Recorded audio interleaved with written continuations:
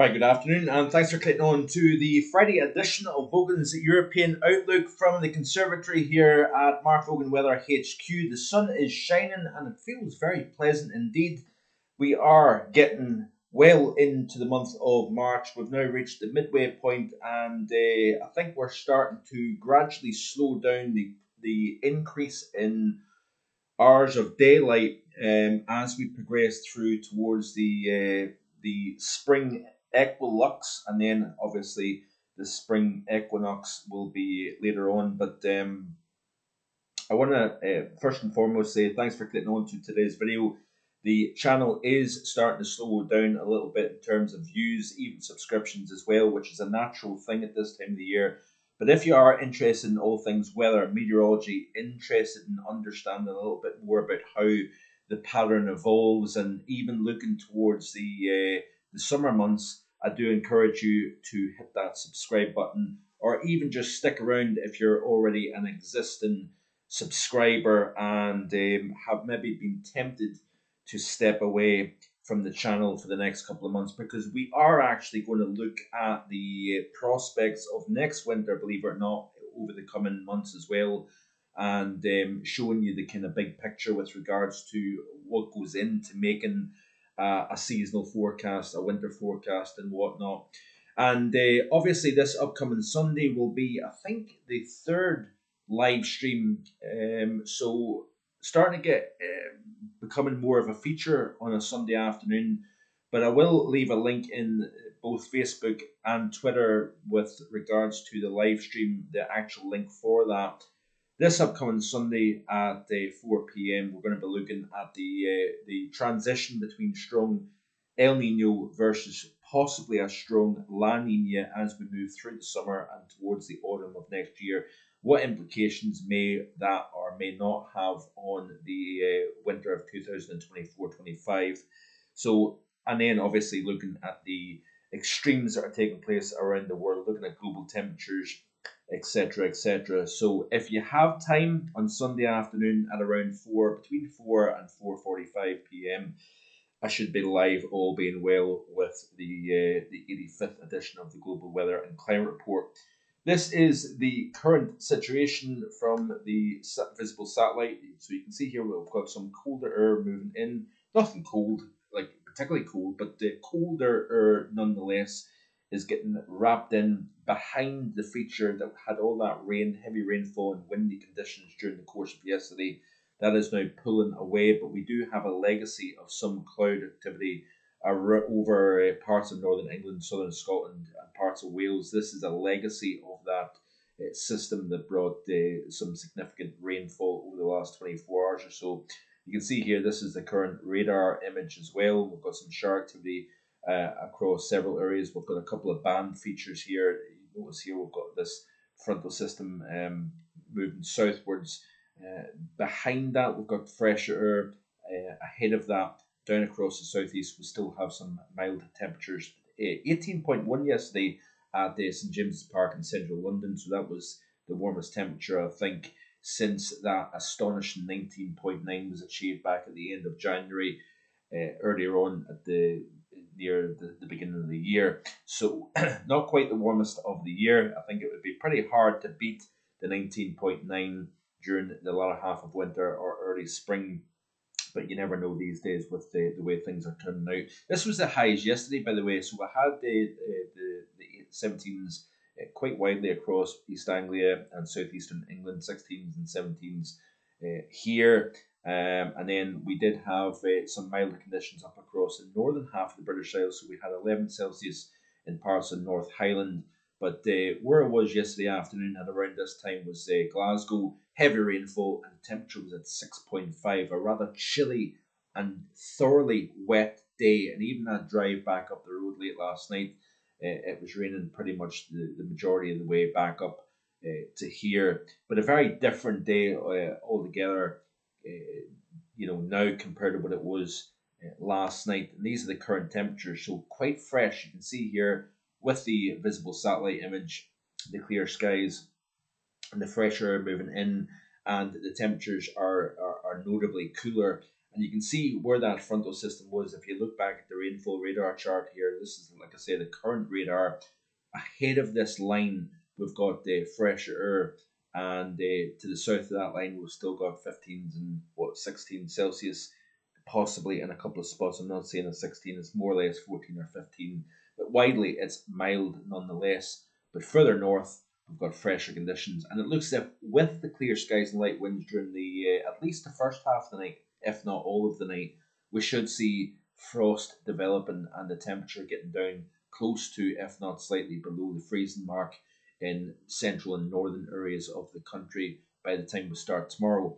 But if you look at the latest weather chart, say overview chart, you can see here that we have that window of clear skies and light winds, colder conditions to start off. But then as we progress through the course of Saturday, we've got the next system moving in, bringing a spell of wind and rain and even some hill snow to speak about across higher elevations of northern UK. This is later in the day tomorrow. But I want to also look, before we look and continue to look at the situation with the UK, Ireland, and Europe, I want to look at what's going on with the La Nina. This is quite an interesting one, and we'll look at this in a little bit more detail, hopefully on Sunday. But you can see here, this is a tweet here back on the 13th of March by World Climate Service, talking about the eastern equatorial Pacific has recently cooled by more than 10 Celsius in 1 month, just below the surface. As the transition towards La Nina gets underway, most models expect La Nina to be well established this summer already, one of the more rapid transitions we've seen from strong El Nino to strong La Nina. And like I say, this is going to be quite important in terms of what influence this has on the entire global atmosphere. It will be interesting to see what happens. This is the current surface temperature, sea surface temperatures, according to the CDAS data.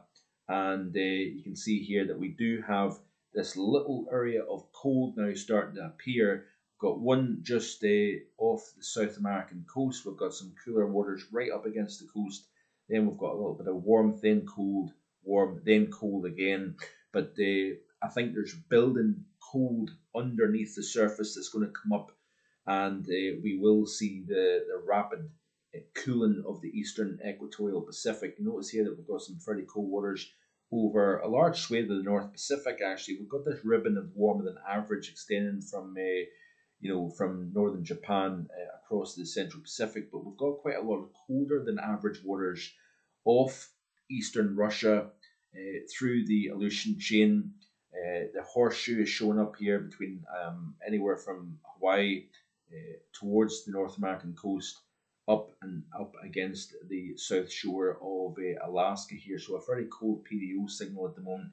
In the North Atlantic, we still have that very warm water between subtropical and tropical Atlantic here. And you can see here quite a lot of colder than average waters showing up now off the eastern side of North America here. So you notice here that we have peeled away at a lot of this kind of deep reds that we've seen quite widely across the planet in the last 12 to 18 months here. This chart certainly does not show quite a standout of warm waters, which may or may not be interesting later down the road through the summer and into next winter. But we will certainly keep an eye closely on this. This is the temperature anomalies. Let's have a look and see what the 7-day change has actually been.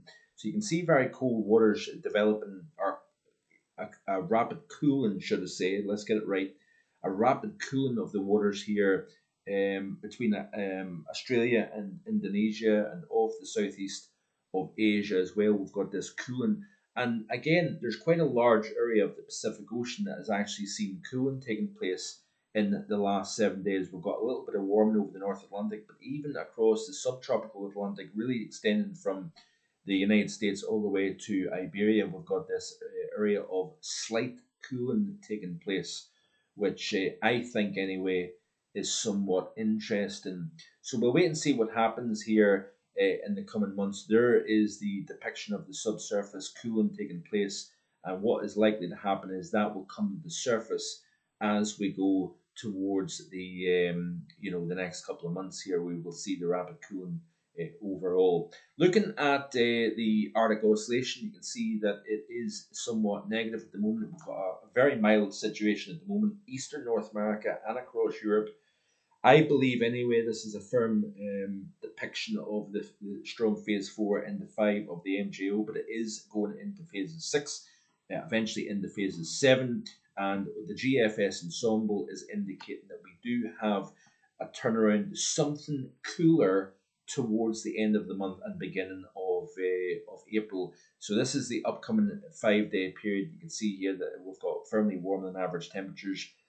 Look at Europe, continuing to see that very warm situation overall. But as we play through this loop and edge closer towards the end of the month, you can see that the GFS ensemble is actually indicating below average temperatures across Western Iberia, possibly across Western France, but into the UK and Ireland. We've got a trend to cooler than average. This is the period actually between the 26th and the 31st of March. So we'll wait and see what happens. The NAO as well looks as if it's neutral, goes positive, and then goes back to neutral again. We're not really seeing a clear signal of a negative NAO developing anytime soon. We will also next week, by the way, look at the month of April and May, and then even look at what the models are indicating for the upcoming summer season. Speaking of upcoming summer season, this is another tweet here by World Climate Service that I thought I would show you today.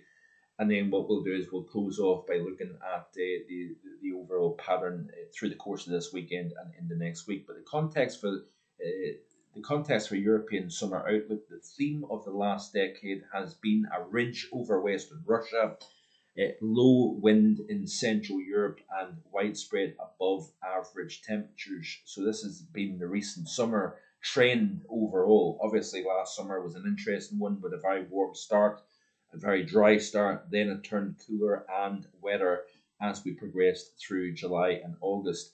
Context for the European summer, like I said, I've already said that. This seems to be connected to persistent North Pacific warmth since 2013. Will this year buck the trend? Well, we know that the North Pacific, as I just showed you, is actually cooler than average across a large swathe. This is the percentage of years with above normal mean sea level pressure. Most recent years, as in the last 10, for the June through August period, 2014, 15, 16, 17, and right the way through to 2023. So this is the mean sea level pressure. Interestingly enough, it's showing that the UK has had below average mean sea level pressure in the last 10 years or so, which is quite interesting to see actually, given the fact that it has been warmer than average overall. And we've also seen a back and forth between drier summers and warmer summers. What will this year bring? Well, certainly that is something that we're going to be looking at here in the channel in the coming days and weeks to come as well. Percentage of years with above normal 100-meter wind speeds, most recent 10 years. And you can see here that we've actually got a slight increase in wind, funny enough. This is another interesting one. Across the Republic of Ireland, parts of southwest Wales and southwestern UK. The majority of the UK is average, and then we've got below average winds over the North Sea and also across the central swathe of Europe, which is rather interesting stuff. What else have we got here? Percentage of years with above average 2-meter temperatures in the most recent decade, and you can see here widely warmer than average, and I think a lot of that is to do with the sea surface temperatures as well as other things also. So anyway, let's finish off today's video by looking at the latest GFS model run here, and you can see that that system moves in during the course of tomorrow. That clears away to the near continent. We've got another feature that then edges closer to the UK. But notice here that the GFS breaks that feature up as it moves in, may increase shower activity. We've got a slack southwesterly airflow. That southwesterly airflow is going to keep the temperatures warmer than average. Then we've got the next feature that tries to move in, but you notice here that it's coming against some resistance of higher pressure over Scandinavia. So this is a period into next week, by the way. And you notice here that the higher pressure is becoming a little bit more established. Anywhere from the Azores right the way up to northwestern Russia here, we're starting to raise the heights. Remember what I said in yesterday's video or the couple of videos ago about phase 6 of the MJO. The phase 6 of the MJO represents higher pressure over the UK and Ireland. And is it a coincidence or no coincidence that we've got generally higher pressure becoming a little bit more established during the course of next week here? And then we do have the GFS indicating that lower pressure becomes more involved. But this is the interesting one. Remember what I showed you, the GFS and so on will be trend to cooler as we move towards the end of the month. And also in recent videos, we're talking about the chance of an increase in blocking to the north, anywhere between Scandinavia and Greenland, and if not, focused over Greenland. Watch this run here, how we start to see the southward suppression of Atlantic weather. And there we've got the higher pressure building to the north. If we look at the GFS and look at the 500 millibar height anomaly chart here for this very same period, there's the block, there's the Greenland block starting to show up. Skip back a couple of frames and you can see here that development kicks in here. So let's go right the way back to the chart right now. So you've got the negative to the north of the British Isles here. We've got the positive to the south. We've got a lot of low pressure over the North Atlantic. Therefore, we've got our winds coming in from a southwesterly direction. Continue to play through this loop. There's that high starting to build in. There's your phase 6 MJO, by the way. And then as we move towards phase 7, we start to see the possible response in the upper air pattern by building the block to the north of the UK, and then in comes colder air from Scandinavia potentially if this happens, and it is a big if. Nothing extreme, nothing mid-January or February level, but certainly for the end of March and beginning of April, below average temperatures, increased chance of seeing something snowy, especially over high ground, and a nagging chill in the air. That is what we're talking about here for the Easter weekend, potentially. But this is one GFS operational run. There is going to be multiple shifts back and forward between now and then. But this certainly is a chilly looking theme. Look at this here with the big strong block over the North Atlantic and Greenland in particular. That is your classic textbook negative NAO pattern. And with the negative over Scandinavia, positive over Greenland, you know where our air mass is coming from. It's coming in from a north or northeasterly direction. Finally, if we look at the 2 meter temperature anomalies for that same period, this is of course Friday the 29th of March. There's your temperature anomaly profile here. But I'm not hyping this up. It's been highlighted now for quite some time with the response of the potential SSW and the Madden Julian oscillation. This is very much on the table and not unexpected given what's going on overall. So, like I said, no video tomorrow. I will be taking Saturdays off pretty much from now on. It is a kind of down time of the year, so I'm going to try and take advantage of that and have a little bit of rest over the course of Saturday. But if you're free and available 4 p.m. Sunday afternoon, do tune in for the live stream 85th edition of the Global Weather and Climate Report. So enjoy the rest of your Friday, enjoy your weekend. Hopefully see you on Sunday with the live video. Enjoy the rest of your day. Bye for now.